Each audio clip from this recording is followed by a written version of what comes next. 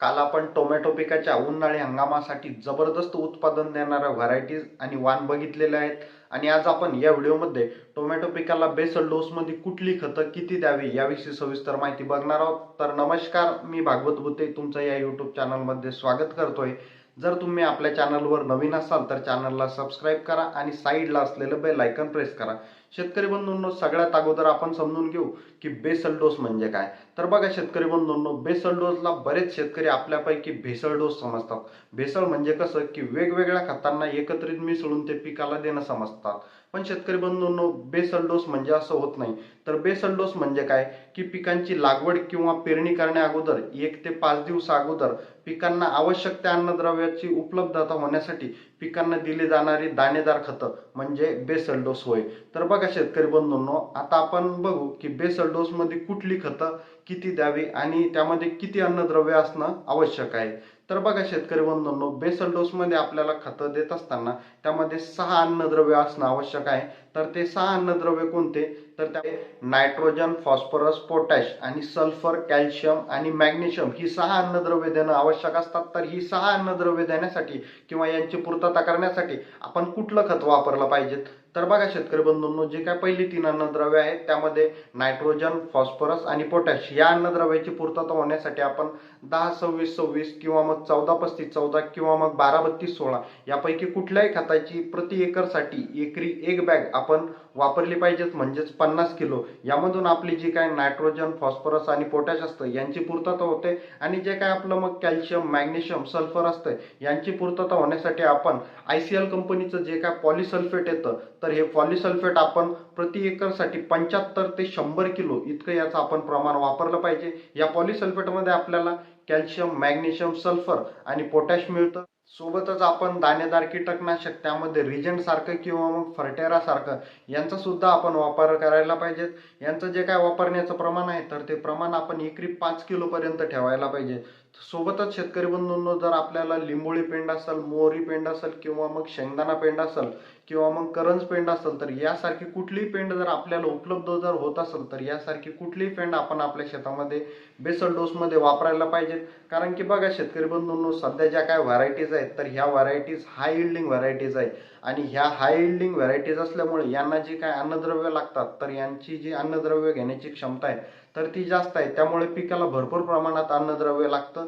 तर त्यामुळे आपण यासारख्या पेंडांचा सुद्धा वापर केला पाहिजे.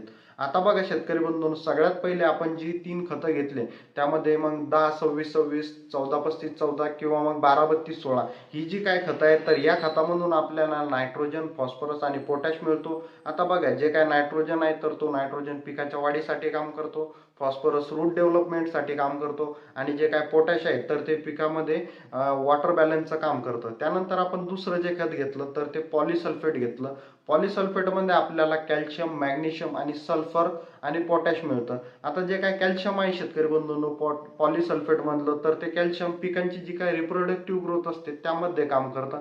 त्यानंतर मध्ये जे काय मॅग्नेशियम आहे तर मॅग्नेशियम काय काम करतं की जे काय पिकामध्ये इंटरव्हेनल क्लोरोसिस होतं, जो काय पिकामध्ये पिवळेपणा येतो, शिरा हिरव्या राहून शिरामधला जो काही पिवळेपणा असतो तो घालवण्याचं काम करतं. त्यानंतर मध्ये जे काय आपलं सल्फर आहे तर सल्फर पिकामध्ये हिरवेपणा सुद्धा ठेवण्याचं काम करतं. आणि पोटॅश तर आपलं वॉटर बॅलन्सचं काम करतं आणि साईजसाठी काम करतं. आणि आपण जे काय दाणेदार कीटकनाशक घेतलं त्यामध्ये मग आपण रिजंट किंवा मग आपण फर्टेरा सांगितलं. हे कीटकनाशक आपल्याला जी काय आपले पिकं असतात या पिकांना जमिनीतून जी काही किडे किंवा मग अळी असेल हे त्रास देतात, तर यांच्यासाठी आपण हे कीटकनाशक घेतलेलं आहे.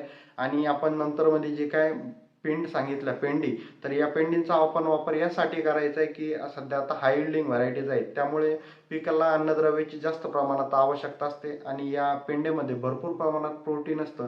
त्यामुळे पिकं त्यांना घेतात आणि चांगल्या पद्धतीने आपल्याला उत्पादन देण्याचं काम करतात. आणि जर तुम्ही माती परीक्षण केलेलं असेल तर माती परीक्षण केलेल्या त्या अहवालानुसार सुद्धा तुम्ही तुमच्या टोमॅटो पिकाचा बेसल डोस ठरवू शकता किंवा त्याचं अन्नद्रव्य व्यवस्थापन करू शकता.